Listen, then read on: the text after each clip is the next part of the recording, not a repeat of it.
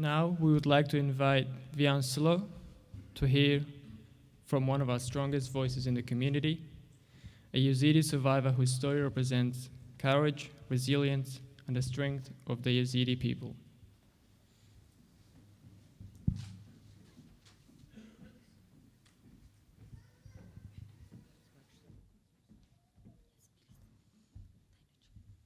Good afternoon.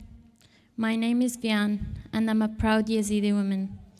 Today, I stand in front of you not only as a member of the Yazidi community, but also as a survivor of the Yazidi genocide. I speak today because so many Yazidi people cannot. I speak for the children whose voices were silenced. I speak for those whose childhood were stolen from them. Children who should have only known love, laughter, and hope were stolen, but instead endured the horror of genocide. I speak for the mothers who never came home. I speak for the fathers and brothers who were murdered. I speak for the women and girls who endured unimaginable suffering, and I speak for the thousands who are still missing. They were more than victims. They were children with dreams, families with hope, and people who deserved a future. Their stories deserve to be heard. Their memories deserve to be honored. And as long as we stand together, we will never let the world forget them. On 3rd of August 2014, ISIS, also known as the Islamic State of Syria and Iraq, attacked our homeland Shingal. They came with one goal: to destroy the Yazidi people because of our faith. Thousands of innocent men and boys were brutally murdered simply because of who they were. Women and girls were turned from their families, kidnapped, enslaved, bought, and sold, and subjected to unimaginable cruelty. Young boys were stolen from their loved ones, forced to abandon their identity, brainwashed, and sent to front lanes as child soldiers, robbed of their childhood and used as instruments of war. Countless children were stripped of their names, their faith, and their future. Behind every number is a life, a family, a dream that was stolen forever. This was not simply an attack, it was a genocide, a deliberate attempt to erase the Yazidi people, our religion, our culture, and our identity. Today we remember every life that was taken. We remember every family who were torn apart. We remember those who never made it home. And we remember the survivors who continue to carry the pain of that day every single day. For us, this is not history. This is our lives, this is our families, and this is our home. Even after all these years, thousands of Yazidis remain displaced. Many families are still searching for loved ones who never returned. As a Yazidi living here in Australia, we are grateful for the safety this country has given us.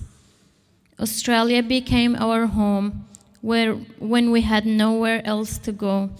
But today, many Yazidi survivors and members of our community no longer feel the same sense of safety that they worked so hard to rebuild.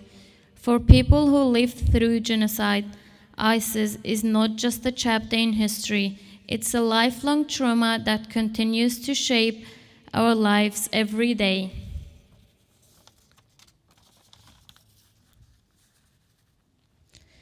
The decision to return Australian women who were associated with ISIS has caused deep fear, pain, and distress. Throughout our community, For many survivors, it has responded, it has reopened wounds that have never truly healed. It brought back memories of unimaginable loss, of loved ones murdered, of women and girls enslaved, and of children stolen from their families. We understand that the government have legal responsibilities and make discussion based on security assessments, but we ask that the voice of Yazidi survivors, our community, are not overlooked. We ask our leaders to remember what ISIS did to our community and to recognize that the trauma of genocide does not end when the violence stops. Please continue to place the safety, dignity, well-being, and peace of mind of survivors and our community at the center of the discussion. We cannot rebuild our life if we are expected to carry our past while living in fear of it returning. Our message today is not one of the hatred. It's a message of remembrance, a message of hope, and a message of justice. We want the world to remember what happened so no other people ever have to experience such an horrors again. Today, we honor the lives that were lost. We honor the courage of these who continue to rebuild their lives despite unimaginable pain. We are still here, we're still standing, and we will never be silenced. And we will continue to fight for justice. To everyone here today, thank you for standing with us. Thank you for remembering, and thank you for helping ensure that the voice of these who can no longer speak will never be forgotten. May the soul of all our victims rest in eternal peace. Thank you.